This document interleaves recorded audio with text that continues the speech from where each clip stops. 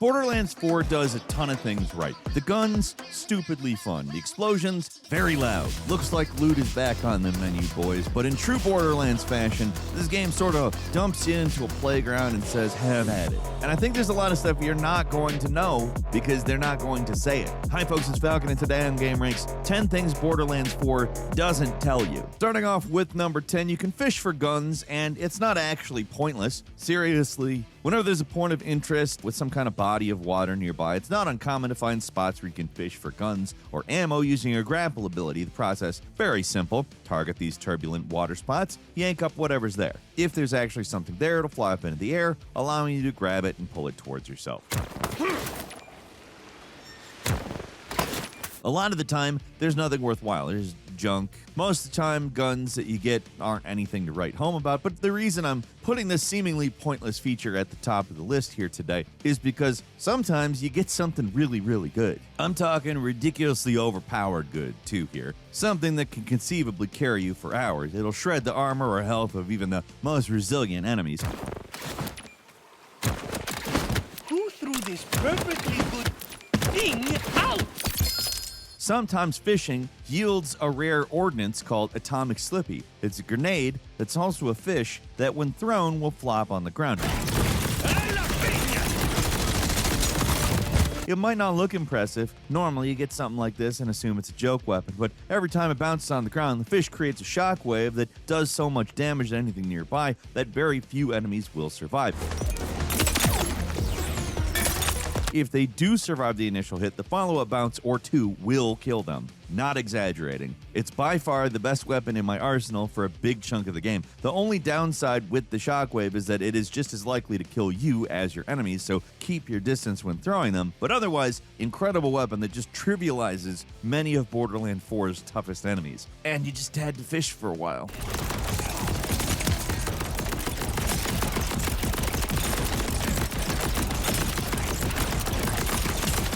At number 9, there are movement abilities that go completely unmentioned. Most of the new movement powers in Borderlands do get tutorialized and are explicitly explained when playing the game, but there are a few movement techs that somehow are just left up to the player to discover on their own. These are pretty essential abilities too, and some of them, well, like the air dash, they're pretty easy to figure out on your own.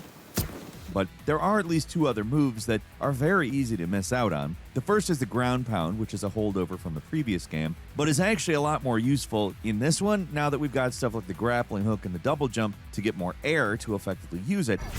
I smell ordenadores. Actually performing the move is simple. If you're a Borderlands veteran, just hold B in the air and your Vault Hunter will slam their fists into the earth, creating a shockwave of damage that can kill weaker enemies instantly. It's also power necessary for opening certain loot chests in the open world, as well as these big red buttons you can come across. You gotta slam into them to activate them with the ground pound.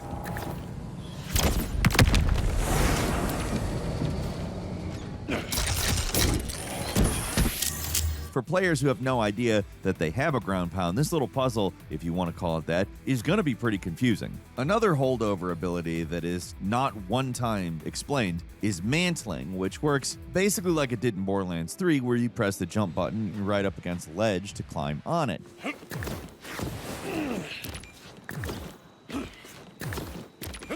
With the increased verticality of the level design here, it's possible you'll be missing jumps, even with all the tools you have available, so knowing it's possible to grab a ledge and pull yourself up is quite useful. The game does explain this a little bit, but they make it seem like all you have to do is hold forward to climb up stuff, which is all you need to do for most jumps, actually. But there will be situations where an extra A press is necessary to get up where you didn't fully have the height necessary to automatically get up.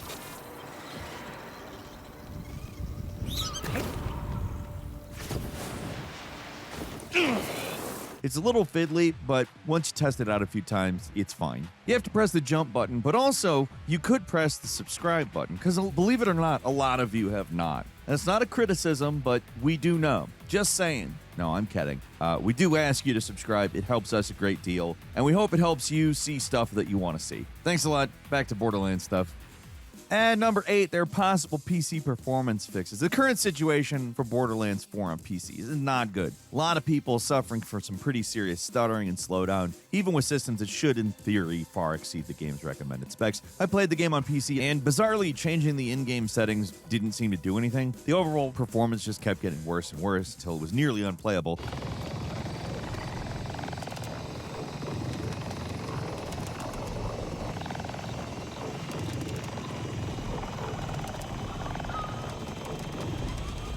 There is a solution, though, at least if you're like me and the biggest problem you experience are these huge stops rather than an overall frame rate issue. If the game generally runs fine normally, but it's still freezing up for a second or two when you're out in the open world, there might be a solution. Basically, the constant stutters and freezing are a shader issue. The exact same thing happens to pretty much any game where there's a problem with the shader cache. To fix this, go into the NVIDIA control panel if you're using a GeForce card, click on Manage 3D Settings, and you can adjust the global settings or change it for Borderlands 4 specifically. Doesn't really matter either way, but from there, scroll down until you find the option for shader cache size. You're going to need to bump up whatever number is there currently. I set it to 10 gigabytes, and that almost completely solved the issues I was having with the game. You might need to free up some extra space on your PC to support that bigger cache, but this really did fix the most significant issue with the game currently for me. It might not work for everybody, but I'm sure that there's other people experiencing this, and for me it was a huge improvement, drastically improved my experience with the game. Until Gearbox comes in and fixes the issues on their end, upping the size of the shader cache is your best bet to fix the game's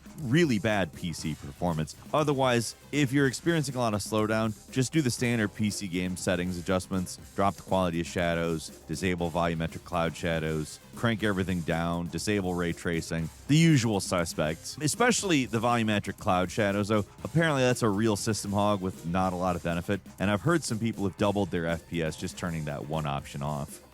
At number 7, how hard mode actually works. When picking the difficulty settings at the start of the game, they're pretty clear about some things when it comes to hard mode, but frustratingly vague about others. For instance, you take 10% more damage, but you get 10% more cash and increased quality of loot. I mean, that's good information, but then it says elemental affinities matter more, but what does that even mean?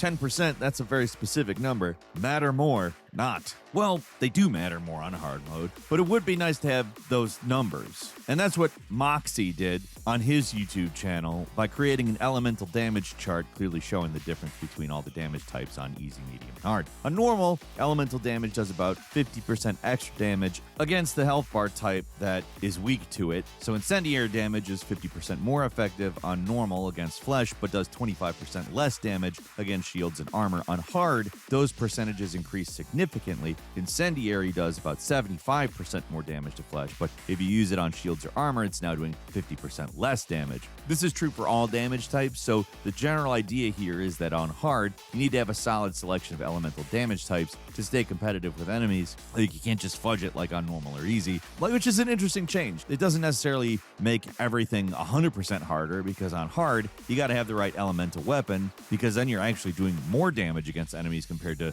normal difficulty. But the thing is, if you don't, you're doing significantly less damage. So playing on hard means that you have to put more thought into your loadouts and what elemental damage you have available to you when dealing with certain enemies, which is, in my opinion, a very cool idea that makes hard more rewarding than just making it so that enemies take more damage and are more aggressive. It's actually asking you to think harder.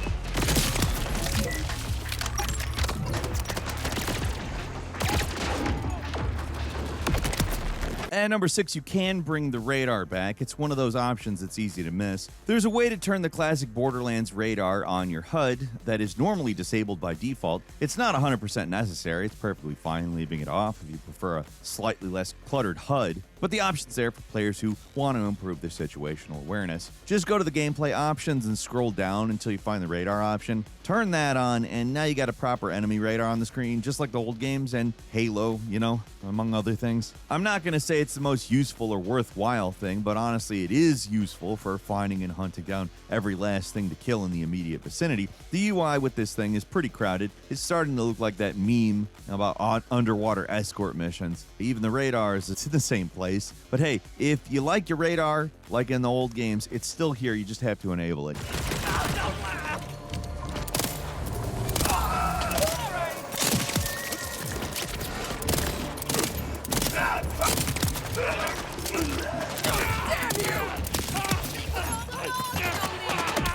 At number 5, how to respec your Vault Hunter. With Borderlands 4, you're probably going to want to respec your Hunter from time to time, possibly multiple times over the course of the game, just because there's so many different options for building a character that's kind of hard to keep track of all of them. Seriously, there's 3 different massive skill trees with their own synergies and little complications, which is nice because it gives you a lot of options for choosing how to play, but picking what's best might be a little overwhelming, at least at first. You might end up going down a path that in hindsight, you might find pretty useless for how you actually play the game.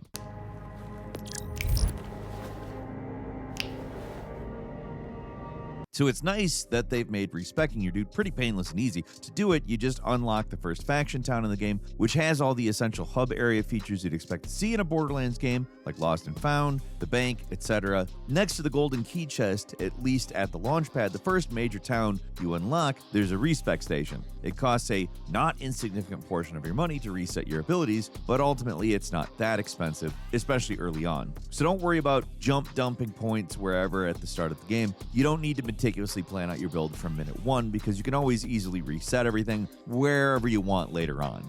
At number 4, you can unlock the Digirunner before committing to the open world. Speaking of the launchpad, it's important to get this place unlocked as early as possible because that's where you get access to the Digirunner vehicle. To get it, you need to focus on the main missions for a little while and help out the outbounders after they call for help. Once you unlock the first safe house, help them out and you unlock the mission down and outbound, and that's when you get the Digirunner. Hold up in the Order Surveillance Center down the road, but this should get you there in no time.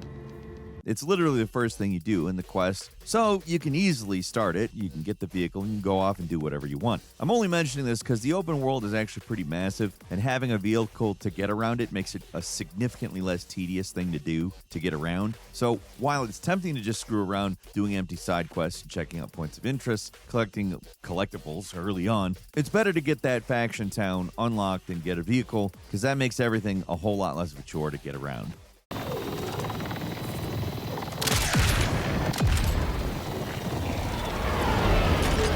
At number 3, don't kill the ads immediately when fighting bosses.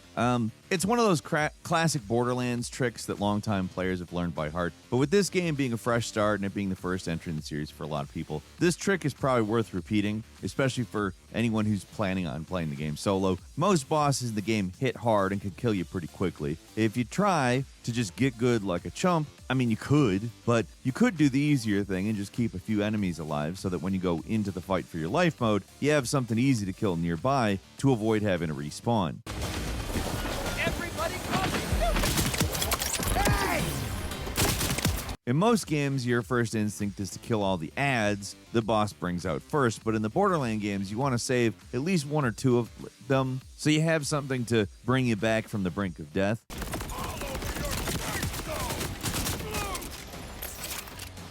To add to this, you could always want something accurate that does high damage, kill these guys quickly, and if that's off the table, then at least do some damage to them, so that when the time comes, it only takes a few hits to take them down. It's kind of counterintuitive compared to most games, but in Borderlands, you don't want to immediately kill everything when fighting a boss. Keep a few weak stragglers alive so you can kill them to revive yourself later. It takes a lot of edge off the bosses if you do this.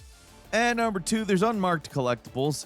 There's a ton of collectibles in these games, but most of them are automatically marked on your map when they're nearby. They're generally pretty easy to find. They are worth hunting down, because any collectible nets you SDU points, which can be used to increase your ammo capacity or expand the size of your inventory. And that's essential because your starting inventory size is very small. Along with the normal marked stuff, there are some easy to miss unmarked collectibles though, like vault symbols, which in previous games were basically pointless to hunt down, but here you get SDU points, and that makes makes them very much worth finding. You're not always going to see them immediately, but you'll know these things are nearby because of the sparkly sounds they emit that clue you in that there is something to find in your general vicinity.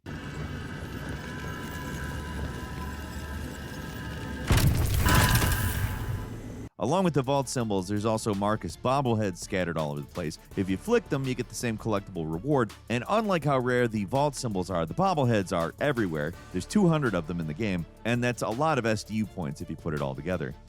And finally, at number 1, don't waste your gold keys. Save them for the end game, or at least for when you're near at max level, so they won't go to waste. I mean, otherwise you're going to quickly out-level them. Like, let's say you went through the trouble of setting up a shift account, linking the account to your console or Steam, you found a bunch of working keys online, and you managed to get yourself some gold keys. If you're not used to how this system works, you might be tempted to use those keys the second you see a gold chest, but you don't want them going to waste, so don't use them. The golden chest, yes, gives you some amazing loot, but it's not worth getting any of it until you reach the end game or beyond, for the simple reason that if you do open a chest in the middle of the story, you'll likely outlevel whatever equipment you get pretty quickly, and the gold key was wasted. Sure, Gearbox hand out keys like candy, but sometimes we're still only talking about a set amount of keys available at any one time, and using one doesn't always guarantee you'll get good drops. Just like any other gun chest in the game, sometimes you get a bunch of vendor trash, might be purple and orange vendor trash, but just because something's more rare doesn't mean it's more good. Not automatically anyways.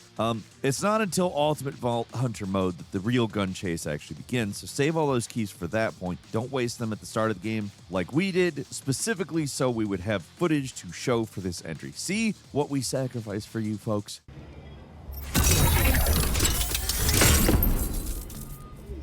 Don't be like us. Save the keys for later. And that's all for today. Leave us a comment. Let us know what you think. If you like this video, click like. If you're not subscribed, now's a great time to do so. We upload brand new videos every day of the week. Best way to see them first is, of course, a subscription. So click subscribe. Don't forget to enable notifications. And as always, thank you very much for watching this video. I'm Falcon. You can follow me on Twitter @FalconTheHero. We'll see you next time right here on GameRanx.